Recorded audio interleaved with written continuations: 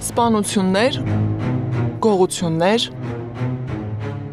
Մի ժամանակ տղայական կռիվները ավարտվում էին քերծվածքով կամ պատռված շապիկով։ Այսօր դրանք հաճախ ավարտվում են ծանր մարմնական վնասվածքով կամ նույնիսկ ավելի ողբերգական։ Վերջին 6 տարվա ընթացքում Հայաստանից ստացվող վիճակագրությունը հստակ ցույց է տալիս՝ վտանգը մեծացել է։ Եթե 2018 թվականին մարդու դեմ ուղղված հանցագործությունների թիվը 24678 էր, 2024 թվականին 40232 է։ 4 տղայի մայր Թամար Միրզոյանը որդիներին դպրոց ճանապարհելիս այլևս այն հանգստությունը չունի, ինչ ուներ տարիներ առաջ։ 10-15 տարի առաջ, երբ մեծ տղաներս էին դպրոցահասակ,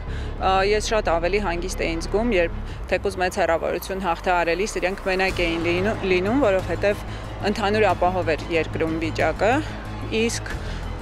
վերջին ժամանակներում արդեն փոքր տղաներիս պարագայում այդ հանգստությունը չունեմ, մտավախություններ ունեմ, որ հանցագործությունների թիվն է աճել, օտարազգիներն են շատ այստեղ կասկածելի տվյալներով, այսպես ասեմ,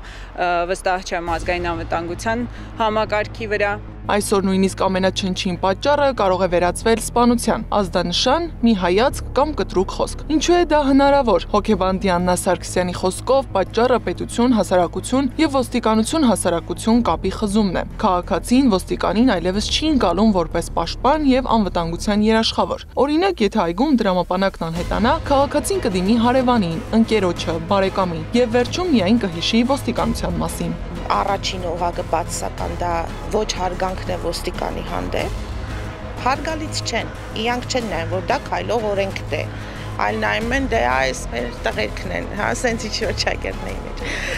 Կամ ավելի վատ, կամ լինում է նաև շատ լավ հաջողված դեպքեր, բայց դրանք շատ անհատական բնույթ են, դա մշակութային բնույթ չի կրում։ Երկրորդը այն է, որ ոստիկանը ինքը չունի այն մշակութային մենտալիտետ, որ ինքը օրենք է ներկայացնում։ Փաստաբան Վահան Հովհաննիսյանը դրանից բացի այլ վարկած ունի։ Օրինապահ համակարգը լցված է քաղաքական հաշվեհարդարներ տեսնելու եւ մեկ մարդու անվտանգությունն ապահովելու գործին։ Երբ օրինակ հիմնական թիրախը չդառնան